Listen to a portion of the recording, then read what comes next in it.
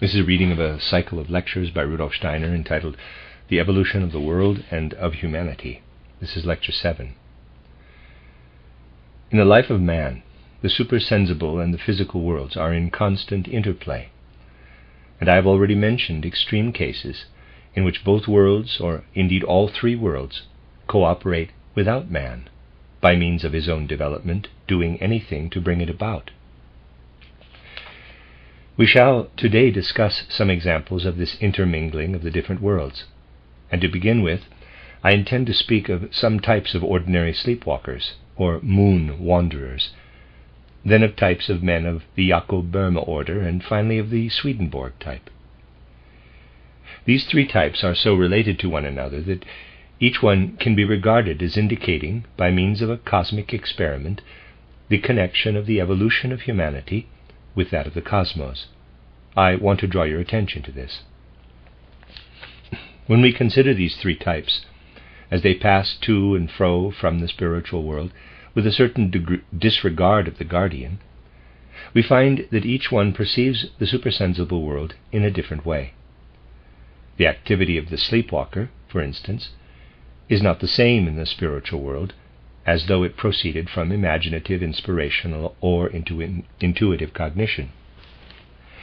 This is because when one goes into that world, as everyone does, unconsciously, whenever he goes to sleep, one finds everything different from what it is here in the physical world. I have already mentioned this. There are, above all, three properties in the supersensible world which are utterly opposed to any belonging to the physical world. They differ so completely as regards all that a man is accustomed to consider true, right, and healthy, that it is not possible for one holding the present earthly ideas concerning the soul and body to be transported straightway into that world. That is why I so strongly emphasized in my books on initiation the necessity for the right preparation before entering the spiritual world. Everything is there described in such a way that if a man follows the instructions given, he will in every respect be prepared to enter the supersensible world in the right way. But the three types of which I am about to speak have not been thus prepared. Rather have they been guided to the spiritual world by their destiny. And this karma safeguards them from danger of any kind. Indeed, through this karma of theirs, mankind as a whole is made acquainted with certain things which can otherwise only be known through imaginative, inspirational, and intuitive cognition. In the first place, there is no such thing as gravitation in the spiritual supersensible world. When in that world, really within it, we are not in the ponderable, but in the imponderable. The first experience, in quotes, a man has when he enters that world in full consciousness is that of feeling the ground give way beneath his feet, and he feels he can only remain in any given place through an inner strength of his own. You must therefore picture this feeling, which must indubitably come to one who really wants to enter the spiritual world, as resembling what you would feel here in the physical world if a demon pulled away the ground from beneath your feet, and you were no longer subject to the law of gravitation, but were free in cosmic space, maintaining yourself therein by your own strength. The second experience in the supersensible world is the cessation of what we know here in the physical world as sense perception. To put it briefly, we may say that light ceases and we are plunged in darkness. This, of course, is but a limited way of putting it, for the blind, too, have this experience here on earth, though they still have the other sense perceptions. Science, in dealing with the spirit, often puts under the heading of light that which is both light and color, that which is both audible and perceptible to the sense of touch, and that which is perceived as a sense of warmth. All this is non-existent in the supersensible world, and we can simply give an indication of what this implies by using an expression indicative of a sense experience familiar to most people. It is getting dark. The light is going. The third experience in the spiritual world, for which we must develop a feeling of energy, is that of finding a void instead of fullness. Here in the sense world we have everywhere objects which we can touch. If we touch nothing, we still have the air in which we dwell. Everywhere is fullness. In the spiritual world, instead of fullness, there is everywhere emptiness, void. Thus we can say here in the physical sense world rules the ponderable, that which in a physical sense is luminous, as are all our sense impressions, and we also have fullness. But in the spiritual world rules the imponderable, the darkness, which we must ourselves enlighten with the light developed within us as we evolve, and the emptiness which we must ourselves fill with the living essence that we absorb when, through initiation, we transport ourselves into other spiritual beings, and thus fill the void as regards our higher consciousness. When his instinctive destiny drives a man from the region of ponderable substances, in which rule the laws of gravitation, into that ruled by the imponderable, forces outside the earth take possession of him. When man walks about on the earth, as also when he lies down, he is always subject to the laws of gravitation. But if, for a few moments, he is lifted out of this sphere, he encounters a counter-thrust, an opposing force to that of gravitation. He becomes aware of a force within him, which draws him away from the earth, instead of fastening him down to it. This proceeds from the reflected light of the moon. Thus here on earth man walks about, and in his normal life is subject to the forces of attraction of the earth.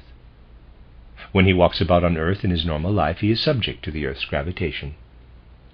He is held firmly to the earth. If through his karma, which is then connected with the nature forces holding sway within him, the earth's gravitation at certain brief periods of his life withdraws from him, the moon forces then begin to work as opposing forces, as anti-gravitation. When these begin to work in a man, he then begins to walk in his sleep. He is then subject to the forces which hold sway in his physical and etheric bodies, and are related to those forces which are not only reflected in the light of the moon, but are also reflected in company with many other forces, also coming from the moon to the earth. These forces attract man. They continually try to tear him away from the earth.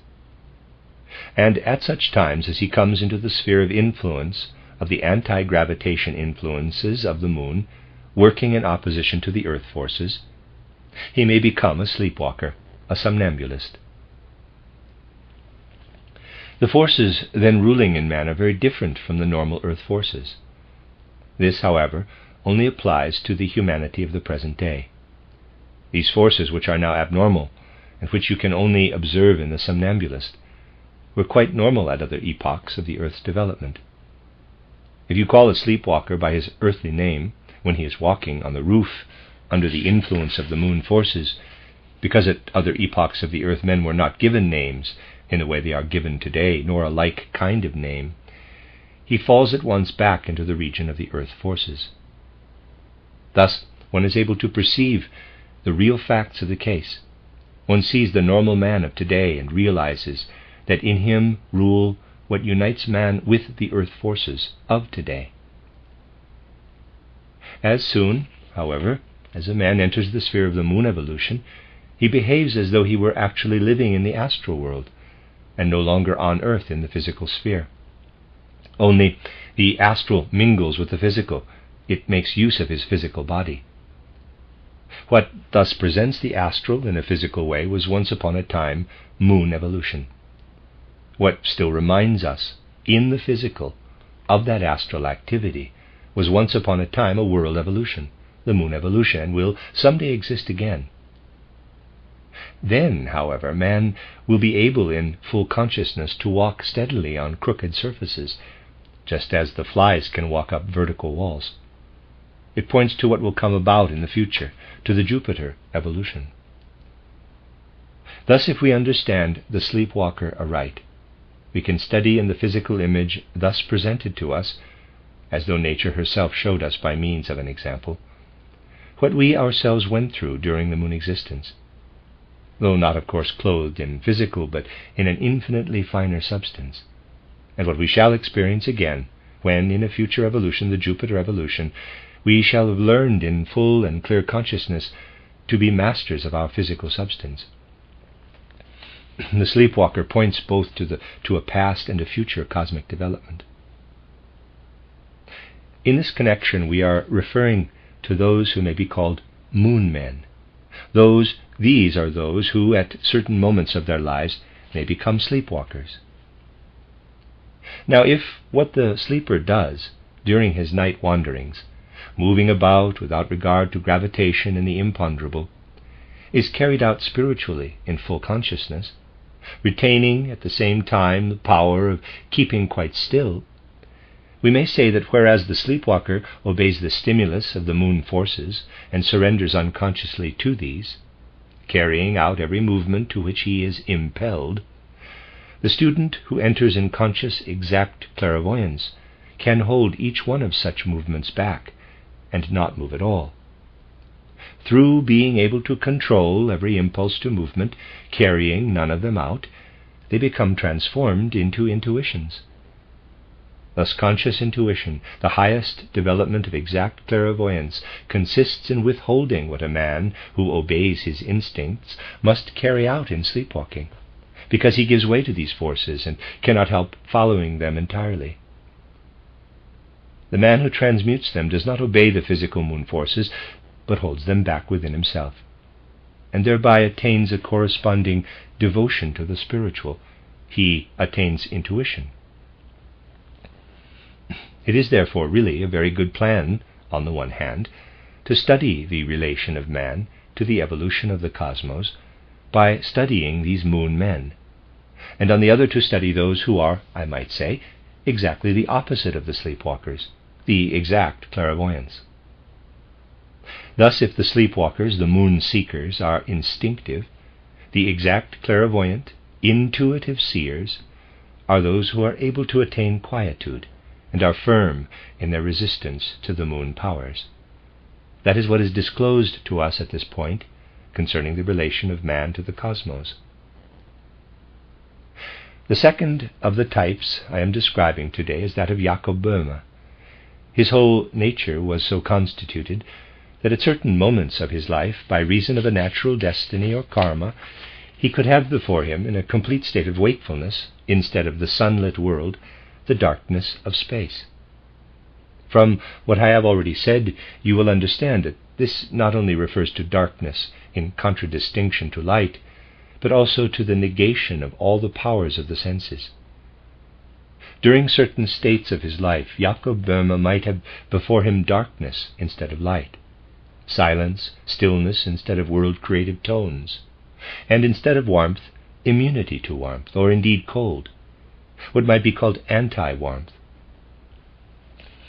When these states, to which Jakob Böhme was subject at certain moments of his life, without himself realizing them as such, are investigated from the spiritual side through inspiration, we find that at such times, instead of sun-illumined space, he was faced with absolute darkness.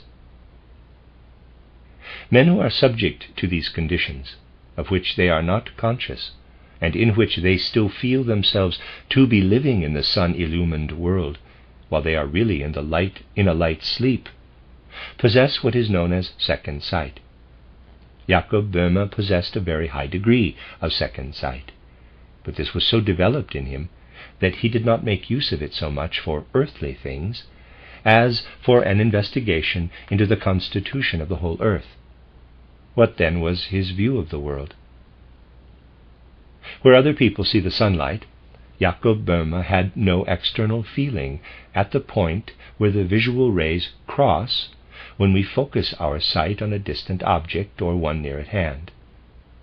Nor had he any external feeling behind the point where we place the right hand over the left. But he then felt the intervention of his own self so that it acted like a wall. He had before him the darkness, the negation of the senses. You must form a clear concept of what this implies. there is something in the physical world which absolutely corresponds with this. If you look into a mirror, you do not see what is behind it. You only see what is in front of it.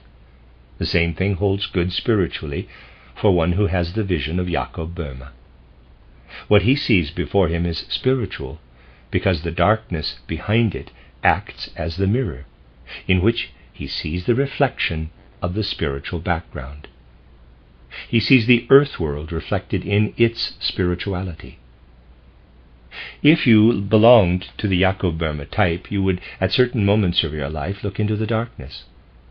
And because you not only looked into it, but also it reflected back the spirituality that lives in the earth life, you would be thus enabled to see the spiritual constitutions of the earth and what goes on in it.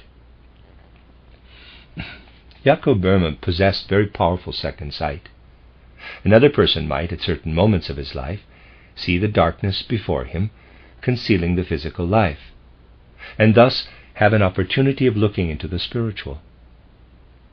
If he knew how to make the right use of this mirror reflection, which consists solely of the existence of darkness, he might, through the inner communications which exist between all earthly things, be able to perceive the actions or even the thoughts of a friend in America, while he himself was in Europe. For what we perceive with physical eyes and physical senses is due to the activity of the sun, but there are also concealed sun workings. These latter live in all things, in minerals, plants, and animals, and even in man.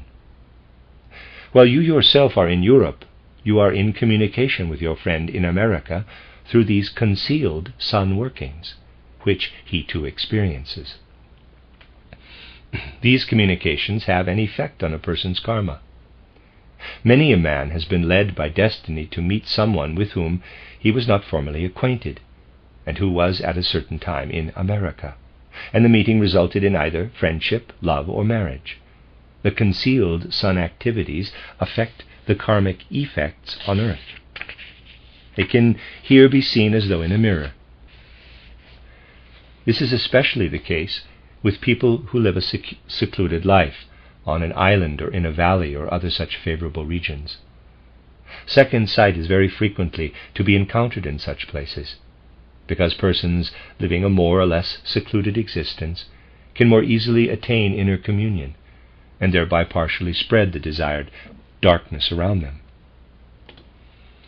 Hence the Scotch second sight, the Westphalian second sight, and so on, and the second sight so beautifully described by Oberlin from his secluded rocky valley in Alsace. Such phenomena appear more especially in particular regions of the earth. It is much more difficult than is usually supposed to form an opinion about the realities which play a part in the earth, for if they are indeed true realities, such as those just referred to, they are the concealed sun activities. In the present materialistic age, certain people who think themselves very clever in so doing question whether there ever was a King Arthur, whether he was not a mythical personage. Now, one who can really look into the matter will speak in a very different way. To him, these learned men who doubt the existence of King Arthur are much more legendary than King Arthur himself, notwithstanding the fact that they live in our own time. Thus men possessed of this second sight, as was Jakob Böhme to a very high degree, are in particular sun men. They are inwardly permeated by the sun force. The concealed sun forces work in and through them, whereas other men perceive in a sense the workings of the sun externally, in the external world. Just as the first belong to the type of the moon, so these latter, the Jakob Böhme men, are sun men, who, through their own natural karma, have within them a faculty which is abnormal in our day, but which nevertheless expresses realities. What we today consider abnormal was absolutely normal when times were different.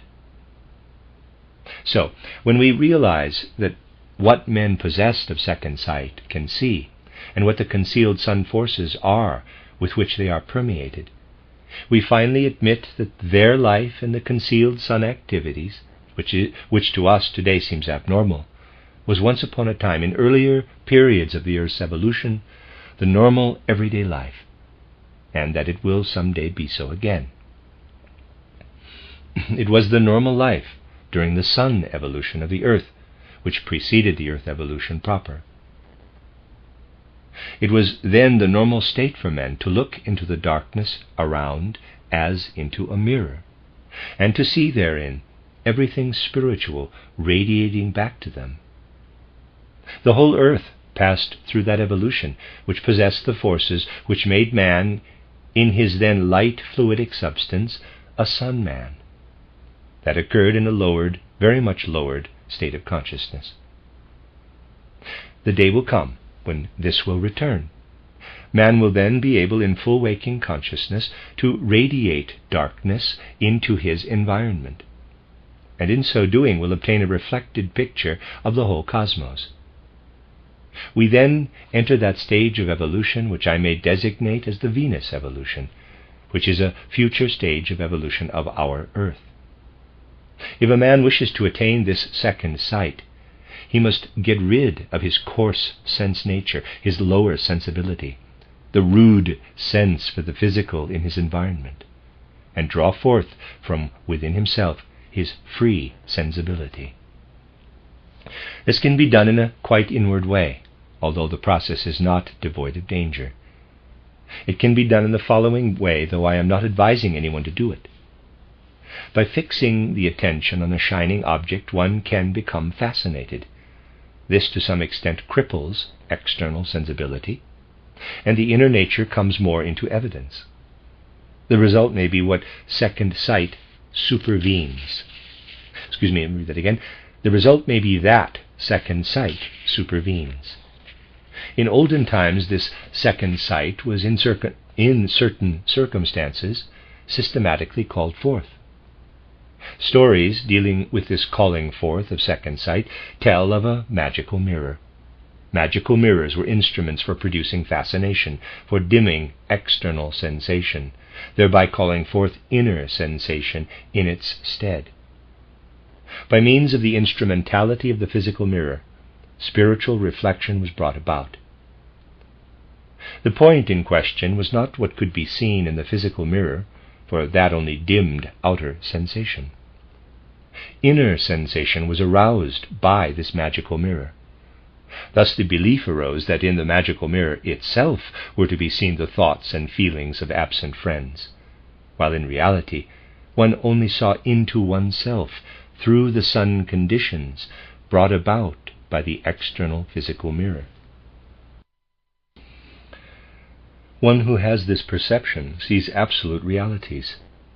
He sees the spiritual processes taking place in the kingdoms of nature, and he himself thus becomes, in a sense, united with everything of a sun nature on earth. The writings of Jakob Böhme must be considered from this aspect. If they are to be really understood, we must realize that their whole content is the result of a complicated and wonderful second sight. Paracelsus was another personality, organized in a similar, though somewhat different way. He brought a stronger intellect to bear upon what he sensed. Hence he always interpreted the pictures that arose through his second sight. Now, when a man ponders intellectually over physical things, he does not alter them. The intellect is powerless to alter the constitution of physical sense things. But in the case of what presents itself in the mirror reflections just described, it is by no means powerless. None but a personality such as Jakob Böhme, able to devote himself quite selflessly to the study of external things, can perceive with pure second sight the inner constitution of the world. In Jakob Böhme there dwelt infinite love, in the light of which he saw all things, and which permeated his comprehension of the reflected image of the spiritual in the world. This infinite love speaks in almost every line written by him, and so the reflected images which presented the spiritual in the universe, in imaginations, so to speak, were for the most part preserved intact. In Paracelsus, who possessed a powerful intellect, these pictures were subject to a corresponding alteration through his intellectualism. They were mirror pictures, but transformed. Even physical reflections can transform what they reflect, as you can convince yourself by seeing your own face reflected in a distorting mirror. You would certainly not like to resemble the face you see in those mirrors. In like manner, if a man's intellect is of the caliber of that of Paracelsus, his intellectualism will alter the reflection through which he looks, but he cannot by this means enter further into the inner forces. Hence, Jakob Boehme, with his very highly developed capacity for love and for observation of things, became a contemplative observer, while Paracelsus, whose study was more turned to the inner forces, and who distorted the reflected images and carried them about with him, Paracelsus turned more to the healing forces, the sun forces, which are concealed in things. Again, if a student can learn consciously to dominate the concealed sun forces dwelling in man, so that the darkness spread out around him is not made use of for seeing reflected pictures, but rather for enkindling the inner light through meditation and concentration and so forth in his soul and spirit, so that the illumined space usually filled with light from the external physical sun can now be filled with the inner concealed sun forces, and that he himself becomes a light in soul and spirit, and can throw light on what is present, there arises in him conscious imagination. This it is which can then call up in full consciousness, such as that to which we are accustomed in our ordinary cognition, that which Jakob Boehme, being a sun man, inscribed in his writings, more or less unconsciously, but with rather less mastery of the world of ideas. Thus, just as the secret moon forces ruling in man are more or less connected with intuition, just as from these forces, if firmly retained, which a man develops as he goes about the world, there will arise the forces of intuition, so the reflected images, conjured out of the spiritual darkness by the concealed sun forces, can be transformed into conscious imaginations.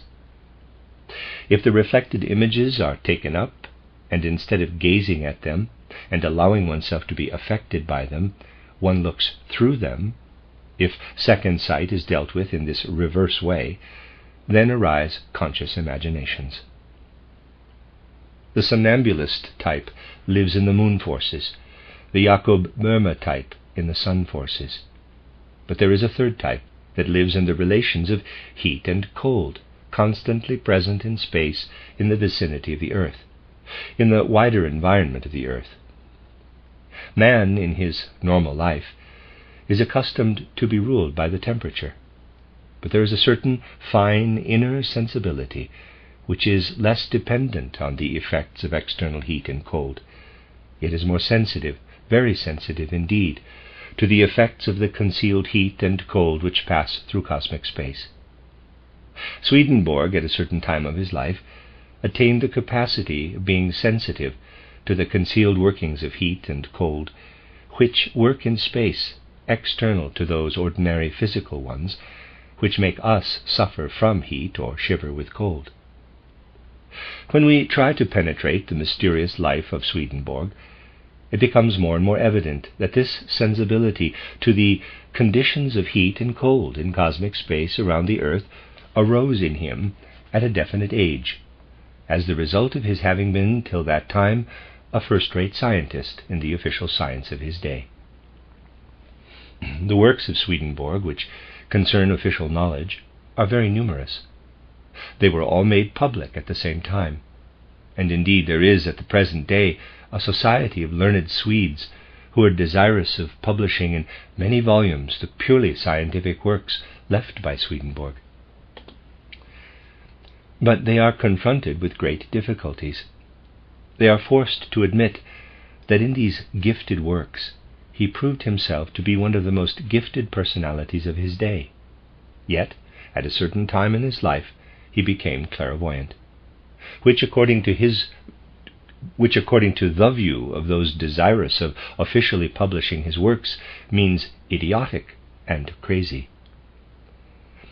We shall today occupy ourselves more with what Swedenborg developed as a higher vision, after having acquired all the recognized knowledge of his day.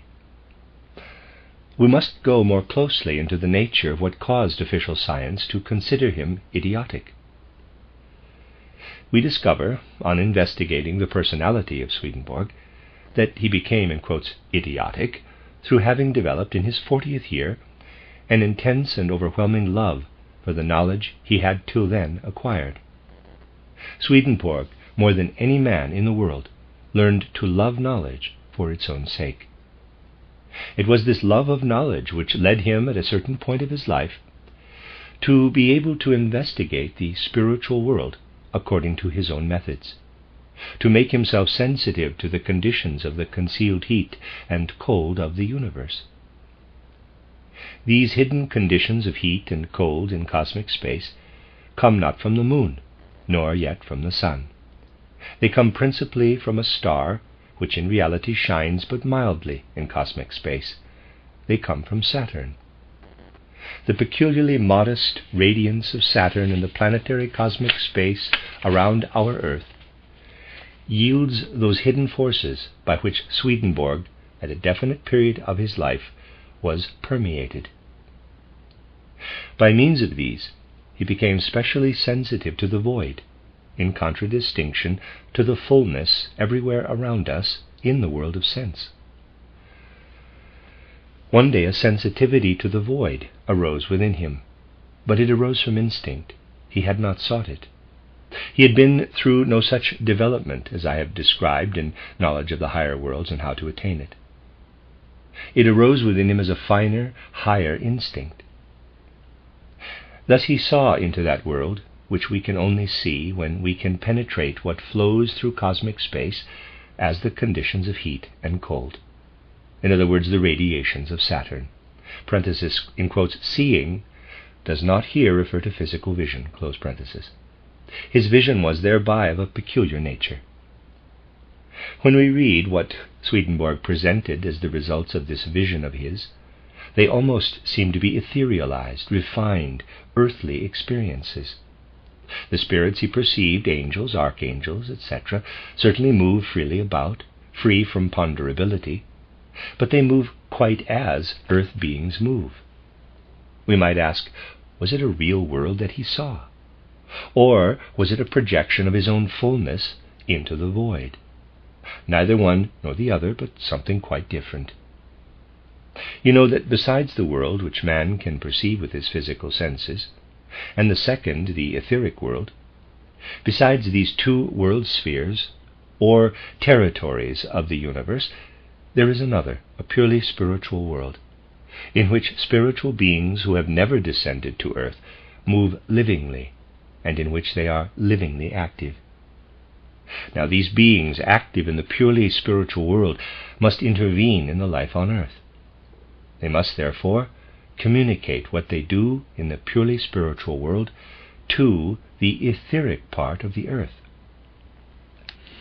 Let us imagine the earth surrounded by and permeated by its own ether. A world of spiritual active beings projects into the earthly sphere. The earth only is what it is because of the activity of these active spiritual beings. This activity radiates into the earthly sphere, and radiates back again and is released into the earth ether. These forces of the earth ether are in fact etheric realizations of the spiritual realities above them. When we observe the earth ether around us, we find it full of the activity of spiritual beings, but in etheric pictures. The actual activity is above or within it. What immediately surrounds the earth is the activity projected first into the earth and then back from the earth into the earth ether. It is just as though the mirror pictures did not remain mere pictures, but began to develop an activity of their own. The spiritual activity really rayed back from the earth to the ether is to be found therein. Let me read that again. The spiritual activity really rayed back from the earth to the ether is to be found therein. It is a real projection of spiritual activity. Just as Jakob Böhme saw what takes place in the human body or in nature reflected in the manner described, so to Swedenborg the earth was a mirror, reflecting the pictures of the spiritual activity in the ether of the earthly world. It is therefore quite as easy to say that nothing that Swedenborg saw was in the spiritual world, as to say, that is the spiritual world.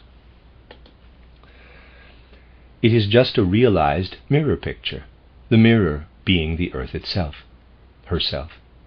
It is true, but it is simply the true reflection of that reality which is outside the beholder. That is what Swedenborg saw.